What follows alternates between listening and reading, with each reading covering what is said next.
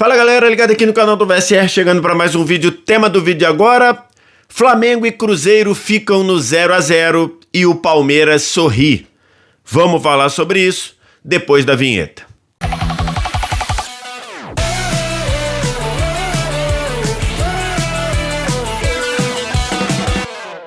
Mais um vídeo chegando aqui no canal do VSR. Vamos tratar do excelente Flamengo 0, Cruzeiro 0 e como esse resultado foi bom para o Palmeiras.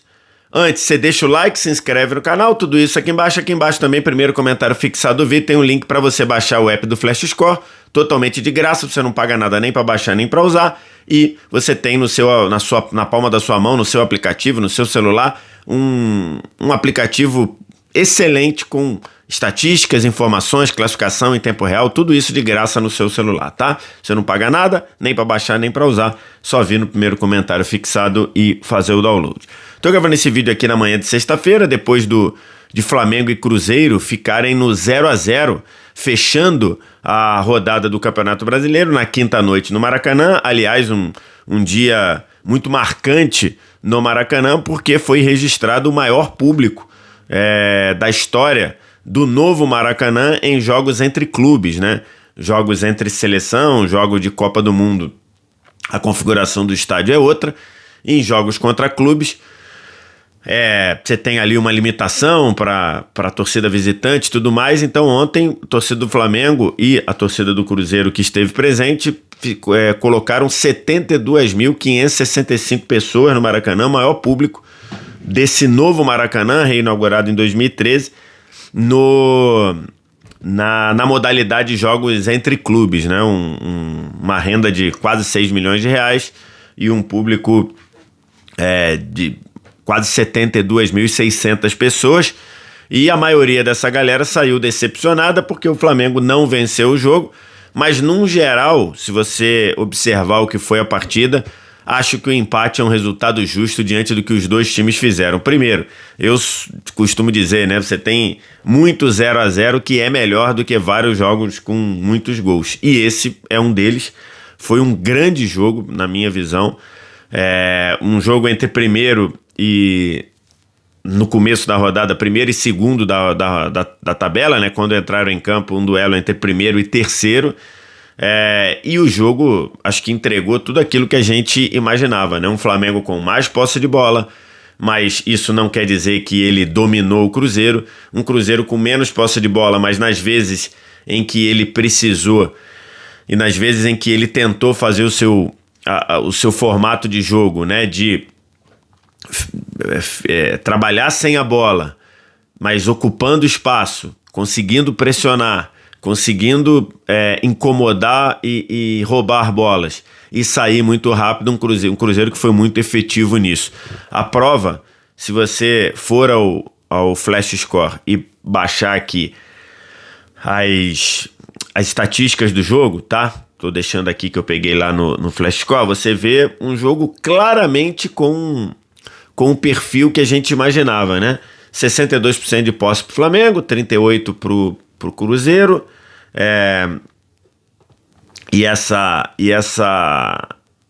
Esse percentual foi muito parecido nos dois tempos, né? 60 e 63, 60 para o Flamengo no primeiro e 63 para o Flamengo no segundo. Então foi muito, muito próximo. 15 finalizações para o Flamengo, 11 para o Cruzeiro. Em compensação, 5 do Cruzeiro foram no alvo e 2 do Flamengo foram no alvo.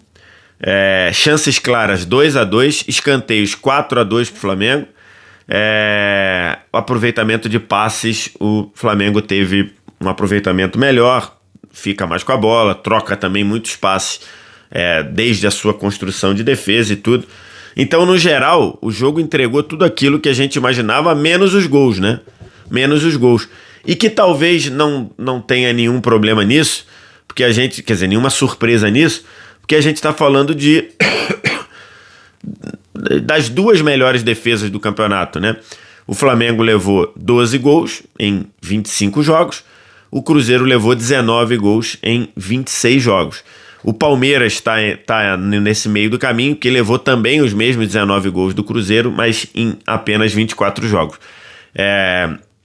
Então a gente está falando de dois times muito fortes defensivamente, cada um à sua maneira, o Flamengo se defendendo, tendo a posse de bola, o Cruzeiro se defendendo, ocupando muito bem o espaço e tendo uma marcação muito forte, de muita pressão na marcação, e acabou que o jogo foi 0-0 muito por conta dos goleiros, né?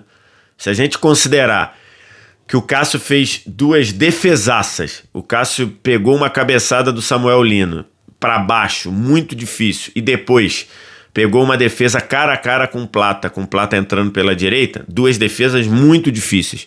O Rossi também fez 3 defesaças, duas no primeiro tempo, no mesmo lance, né? Numa finalização do Caio Jorge, que ele defende embaixo, depois no rebote o Christian bate, ele defende com o pé, e no segundo tempo, numa bola ali, naquela conexão Matheus Pereira, Caio Jorge bateu cruzado, era gol, era certinho parede da rede, e o Rossi defendeu embaixo do jeito que deu. Então assim, o jogo foi 0-0, e foi 0-0 muito por conta da capacidade dos goleiros de defender. Então foi um jogo muito bom, especialmente o segundo tempo. Acho que o primeiro tempo foi muito mais brigado, mais de muito choque, de muito contato, né? E acho que contribuiu para isso uma arbitragem do Ramon Abate Abel, que não influenciou no resultado do jogo, mas foi uma arbitragem muito picotada, que picotou muito o jogo. Os jogadores foram percebendo isso, então acabaram contribuindo para picotar o jogo.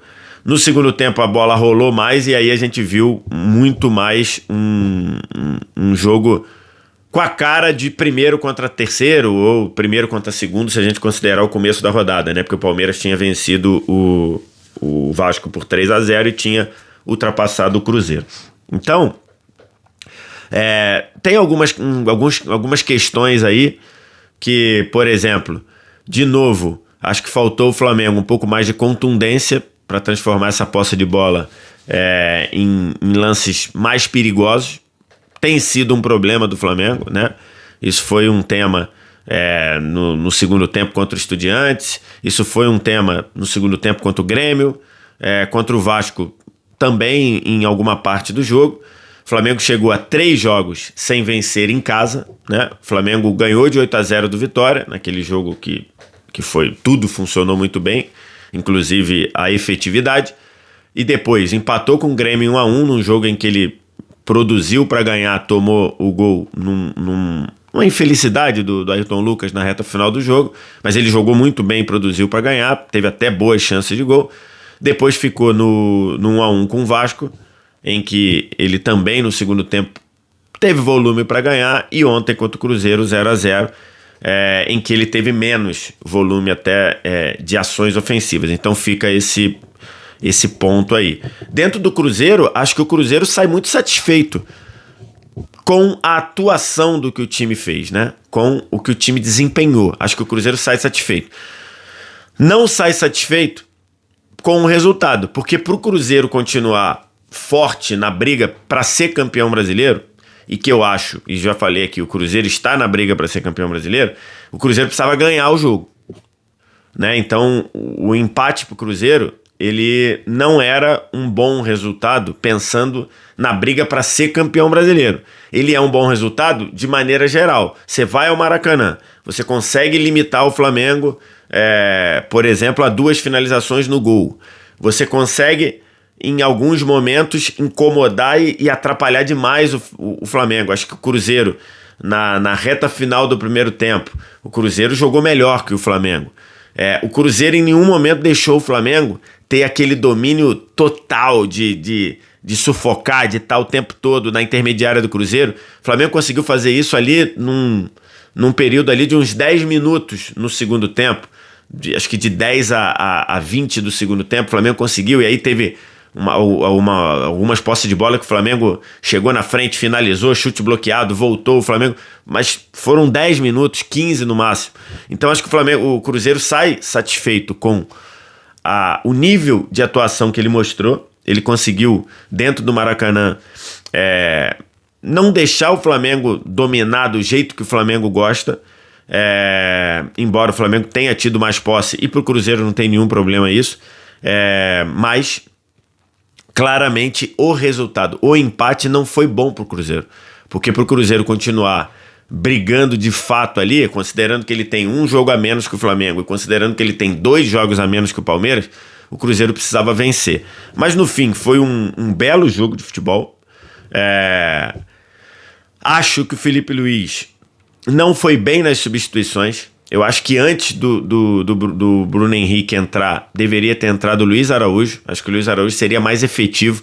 O Bruno Henrique não vive um bom momento, menos ainda jogando aberto. Ele, quando ainda joga ali de centroavante, que ele até ajuda muito na pressão, ele até funciona melhor um pouquinho, mas acho que não vive um bom momento o Bruno Henrique. Então ontem, para mim, antes de vir, a saída do Lino foi boa. O Lino não vem jogando bem, tá? O Lino não vem desequilibrando. Vem fazendo jogos ok, uma ou outra jogada que ele ganha. Ontem a única coisa que ele acertou no jogo foi a cabeçada para baixo, que obrigou o Cássio a fazer uma defesaça. Foi a única coisa. No mais, o Lino não jogou bem, então era pro Lino sair. Mas eu não acho que era pro Bruno Henrique entrar. Acho que era pro Luiz Araújo entrar. Luiz Araújo entrou contra o Corinthians exatamente pelo lado esquerdo e funcionou muito bem. Depois ele tirou o Arrascaeta e o Carrascal, a menos que a gente diga aí que eles estavam completamente esgotados. Eu acho que deveria tirar um ou outro. Acho que tirar os dois, eu acho que eram 2 jogadores que estavam bem no jogo. O Carrascal fez um grande jogo. Inclusive no segundo tempo ele ficou muito perto de fazer o gol ali depois de uma bola colocada em diagonal pelo Plata. E ele chegou atrasado ali, e na verdade não chegou atrasado, na verdade o William, lateral direito, que depois foi expulso e bem expulso, chegou travando e impediu que o Carrascal fizesse o gol. Então, para mim, acho que o Felipe Luiz foi mal nas substituições. Era para tirar o Lino, mas não era para vir com o Bruno Henrique na minha visão. Acho que era melhor ter vindo com o Luiz Araújo. E depois, eu acho que não era para tirar Arrascaeta e Carrascal. Acho que era para tirar um ou outro. Se ele queria botar o Pedro, beleza, tirava um ou outro, né? E aí porque você ia continuar com um dos jogadores que estava bem no jogo, Arrascaeta bem, funcionando bem ali naquela chamada entre linhas, recebeu algumas bolas ali que ele deu sequência a jogadas, de um Cruzeiro fazendo uma pressão muito grande, ou o Carrascal que estava muito bem da direita para dentro.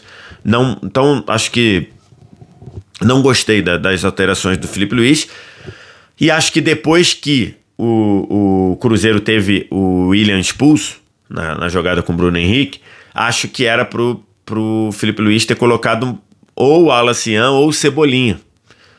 Você poderia fazer dupla de ataque Bruno Henrique e Pedro, colocar o Cebolinha na esquerda ali, para o Flamengo aproveitar os 10, 12 minutos que o Flamengo teve com um a mais. Então acho que o Felipe Luiz não foi bem nas substituições, mas acho que no geral foi um jogo, assim, reclamar do empate com o Grêmio, eu acho que tem elementos. Até com o Vasco, apesar de ser um clássico, né? Acho que o Flamengo, Grêmio e Vasco, acho que o Flamengo deixou escapar 2 vitórias em casa, ou com mando, né? No caso do Vasco, que acho que tinham mais elementos. Quanto o Cruzeiro, eu não acho que empatar com o Cruzeiro seja coisa. O jogo em Belo Horizonte, o jogo estava rumando para o empate até um pênalti tolo do Léo Pereira, né? Então, os jogos entre Flamengo e Cruzeiro foram equilibrados. Dentro da proposta, talvez você pode até dizer que nos 2 jogos o Cruzeiro foi melhor que o Flamengo, dentro da proposta de cada um, mas no geral foram 2 jogos equilibrados. O empate contra o Cruzeiro não acho que seja nenhum problema. Acho que dentro do que é o Cruzeiro hoje, do time que tem, da força, do trabalho do Leonardo Jardim, acho que não tem nenhuma questão. Mas são 3 jogos do Flamengo em casa sem vencer. E o próximo jogo em casa do Flamengo é contra o Palmeiras. Então, assim, o Flamengo agora joga contra o Bahia fora de casa, depois joga contra o Botafogo no Newton Santos.